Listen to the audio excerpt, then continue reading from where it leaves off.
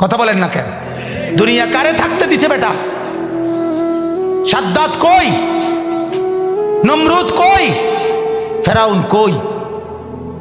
কারুন কই? পৃথিবীর জালেমরা কই? সম্পদের লুভিরা কই? দুনিয়াদাররা কই? বলো মিয়া, বলো কই? কেউ টিকছে দুনিয়া? কেউ টিকছে? আমরা কিতাবে পড়ছি ভারতের দিল্লির এক বাদশাহ ছিল শের শাহ। শের শাহ 40 বছর একটানা যুদ্ধ করছে এই রাজত্বের জন্য, দিল্লির রাজত্বের জন্য। ওনার বয়স যখন 65, তখন উনি দিল্লির বাদশাহী পুরা পাইছে। সেদিন পাওয়ার পরে একদিন আফসুস করে বলতেছে, হায় দুনিয়া, তুই আমারে যখন ধরা দিলি তখন আমার কবরে যাওয়ার সময় হয়ে গেল। মানে আজ 40 বছর মেহনত কইরা দুনিয়া যখন বাদশাহী নিলাম, তখন আমার কি শুরু হয়ে গেল? কবরে যাওয়ার টাইম। দুর্বল হয়ে গেলাম তখন। দুনিয়া মনি, দুনিয়া বড় ধোকা দেয়।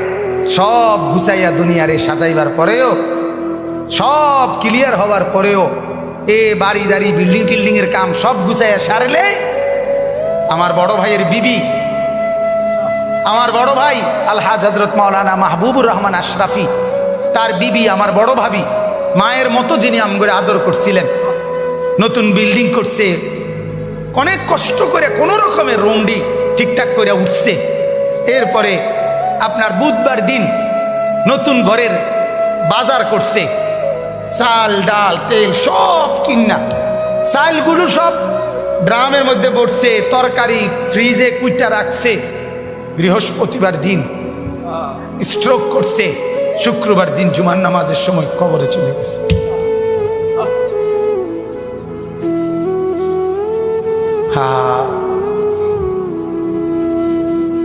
আগামীর পৃথিবী, আগামীর সামনে দাজ্জাল বাজান, আগামীর সামনে দাজ্জাল।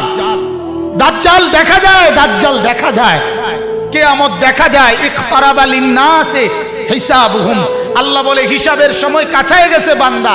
ইকতারাবাতিস সাআ, আল্লাহ বলে কিয়ামত ঘনায় গেছে বান্দা।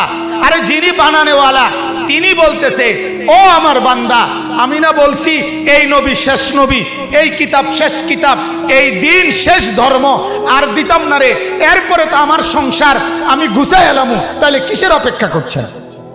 আল্লাহ যখন বলবে এই জাহান্নামী, আর কোনো কথা বলতে পারবি না, সাথে সাথে জাহান্নামের আযাবের, জাহান্নামীর গলার আওয়াজ, কথার শব্দ বন্ধ হয়ে যাবে। এরপরে আর কোনো শব্দ জাহান্নামী উচ্চারণ করতে পারবে না। আরো জঘন্য কথা আছে, তাফসীরে মারিফুল কোরআন লিখছে, এরপরে জাহান্নামী কুত্তার মতো ঘেউ ঘেউ করবে, কুকুরের মতো শুধু ঘেউ ঘেউ। বিশ্বাস করেন, সেদিন কিয়ামতের দিন তোমাদের পুরা জিন্দেগির আমল ওজন হবে। এই কথাটা বান্দা আমি আবারও বলছি।